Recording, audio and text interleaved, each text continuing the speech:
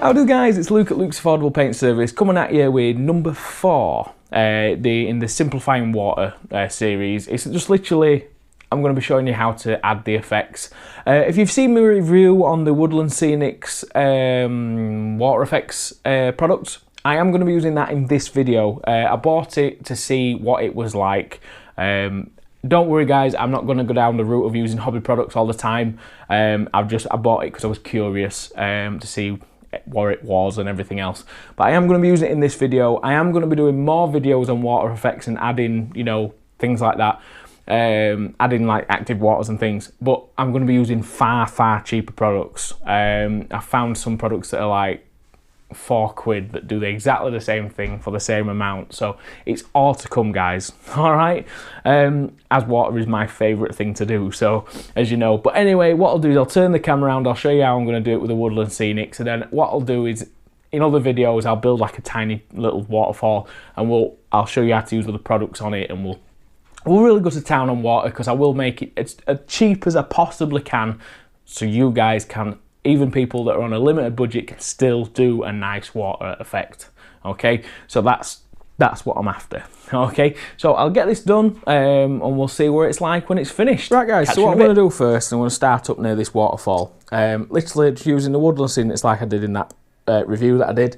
And what I'm just going to do is I'm just going to literally pipe this on in areas where I roughly want it, like around the rocks, because obviously the water's flowing this way, so put a bit more around the top, because obviously we want it to show it that it's falling down like that. Okay, don't worry about what it looks like at the moment, because obviously we can brush this in with a brush and shape it as we want. Now, to thicken up my waterfall, I don't know whether this is going to work, but what I'm going to try and do is just literally put some of this down the side of the waterfall. I hope it sticks, and it seems to be doing. So if I can get that just to thicken out, you might need 2 applications. That's something that I didn't know I was going to do, but what it is with these waterfalls, when you do them on the paper and on the non-stick paper, they look great, but the problem is they're really thin. I need to find a way of making them thick, so I thought I'll just try this so it hides how thin it is from the side. So once it's all dry, we'll have a look at that. Okay, all around this I'm just going to put some on the foam, because obviously we've got the nice underneath look of the foam, and then that I can brush in just to add a bit of texture, so we can dry brush on top of that as well.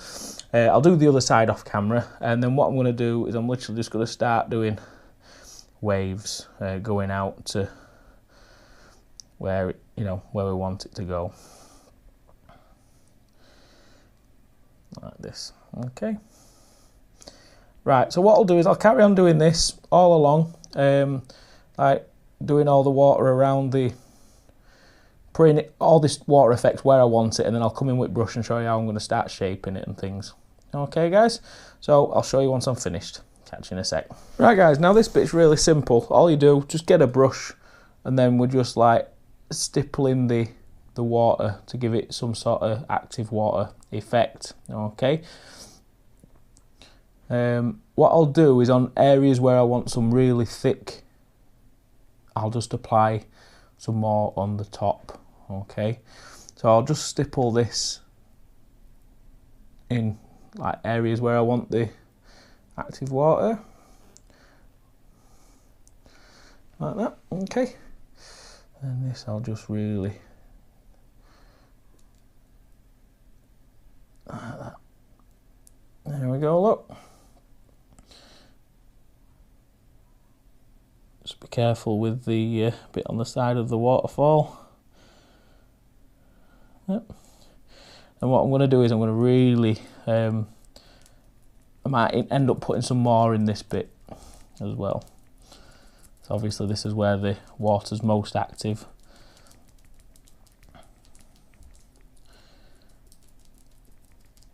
And don't be worried about this guys, I know it looks terrifying. But just don't be scared of the stuff. It does dry very clear. You've got nothing to worry about.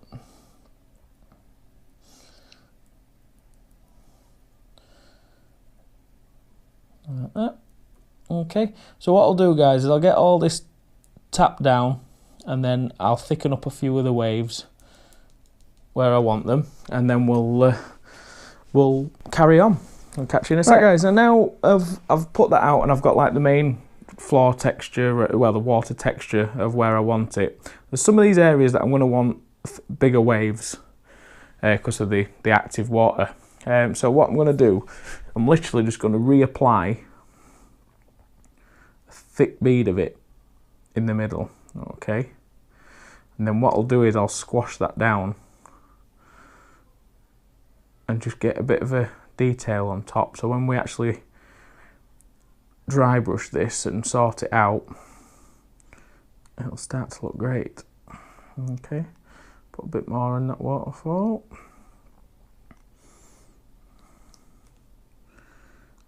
Like that. And I'll just keep doing this, guys, along all the ones that I want to be big.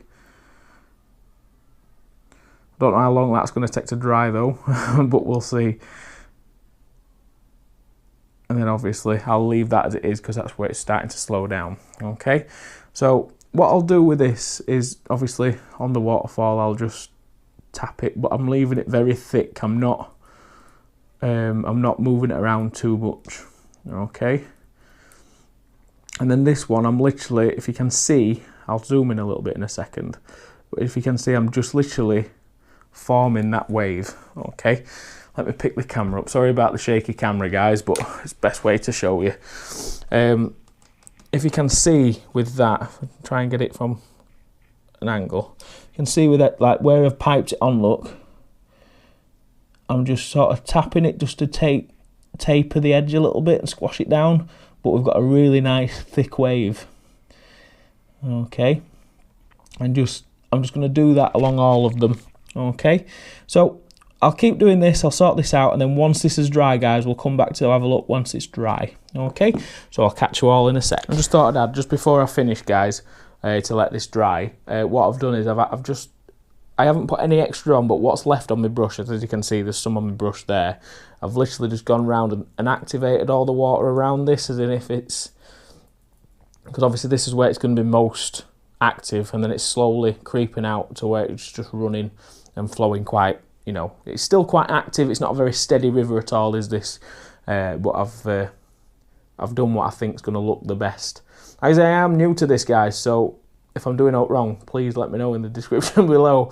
But yes, that's where I'm going to leave it. I've just got the other side of the waterfall to thicken up, and then we'll turn to this once it's dried and finished. Then we can get to painting. All right, guys, catch you in a sec. Right, guys, so as you can see, it's almost dry.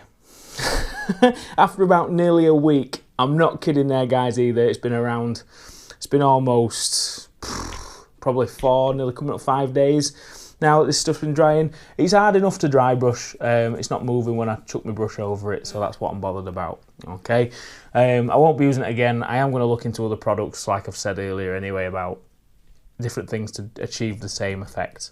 But anyway, guys, what I'm going to do now, I'm going to show you how I'm going to dry brush it. The tip is with dry brushing water effects is a soft brush. Okay, soft as you can, makeup brushes, whatever. These are them really cheap Boldmere brushes that I reviewed.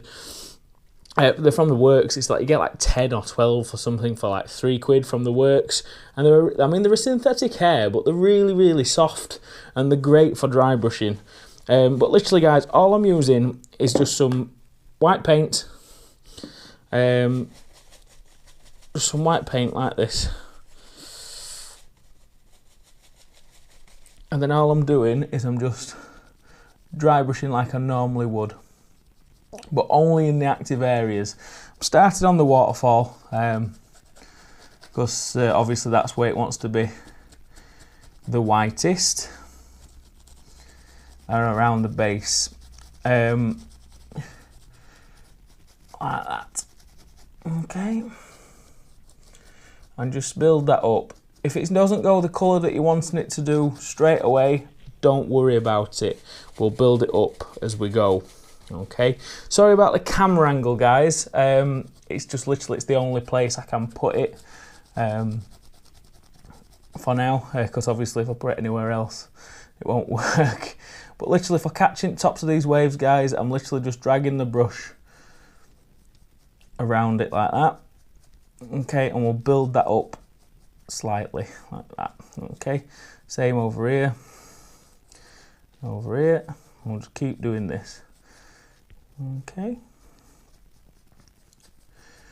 I'm just going to do that all over, just dry brushing all the areas that I want. And then once I've done that, I'll show you it in full. Right, guys, so as you can see, it's getting there. It's not looking great yet, but we're getting there.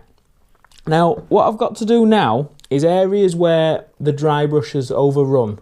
And I've got it on areas that I'm not too, where I don't really want it, or I've put it on too thick. What I'm going to use isopropanol alcohol just to get rid of that. You can use airbrush thinner because airbrush thinner's got isopropanol in it. It is a paint thinner, so that's why it's great for removing paint, even off your miniatures and stripping and things like that as well. And all you've got to do is just literally, you just put a bit on, guys, and it just comes away really easily on your wee cutie. I mean, you'll see how well this comes off. And if you just watch, look, and you see there. And just in areas where I don't really want it, just get a quick wipe and it comes straight off. All right. So just in areas, and with it being alcohol, it just evaporates very quickly, and you still get your nice glossy finish. Okay. So I'll just go around tidying up the areas that I don't want the paint on, and we'll get back to the finished result. And thinning down the areas where I've put too much paint on. But right, we'll get back to that. Now next up, it's something I've not tried, it's something I've not read about, it's just something that I've had an idea. Now, when you look at waves, and because obviously this water's brown, you get like a brown tinge in the wave and the water, because obviously they're all the substrate from underneath the river and stuff like that coming through. What this is I'm going to use is a clear varnish from Pound Shop. You get this from Poundland. What it is, it's a polyurethane varnish. And polyurethane varnish, use it for furniture and stuff like that. It's got an amber finish. Okay, a lot of people use this for river effects. Okay, now give it a good shake before you use it. But what I'm doing is I'm literally painting this over where I've dry brushed. One, it'll give it a nice glossy finish there as well. But two, it just takes the edge of the whiteness off. It's very hard to see on camera. I mean, it's hard to see while it's wet, but when it dries, you get like a really nice sort of amber finish over the wave, so it looks like you've pulled a little bit of mud through. And it just gets rid of that mattness of the white. Okay. I mean, I know with white water, it's not particularly glossy, but what it does is it just breaks it up. I mean, on this waterfall bit, what I'll do is I'll put some in some areas and not in others. As well, guys, if you are using oil-based paint, oil-based paint won't wash out with water. You'll need some white spirit to clean your brush with afterwards, or thinners if you've not got any white spirit. Okay. And I just like I said, I've never used it before, I just thought I'd try it, but it were an idea that I thought it's going to work, so here we go. But literally, once this is dry, it will take a good few hours to dry this stuff, with it being oil-based, but it'll just give you that nice amber and sheen to the finish of all your white water. Alright guys, so I'll get this on, and then once it's finished, I'll do a quick overview of the board. Right guys, so that's how I've done active water effects. It's pretty simple. The effect I've got, not completely happy with. Maybe I should have spent a bit more time thinking about how the water would have moved and things, but it's alright, it works. It finishes the board off quite nice, as you can see. Once I've got some models and terrain on there as well, it'll really add to the model. But what I'm going to do, guys, is I'll go to the finishing shot, and we'll have a bit more of a chat. Catch you all in a sec. Right, guys, so that's how I've done my active water effects. I really don't like the Woodland Scenics active water stuff, the water effects. It's just took so long to dry, and like I say, it's still not completely dry now. But I am happy with the finish. I maybe went a little bit over the top with the white dry brushing, but I'll sort that out later. I'll probably just pour a bit more brown resin just over the tops, just to take the harshness of the white out of it. But that's how you do active water effects.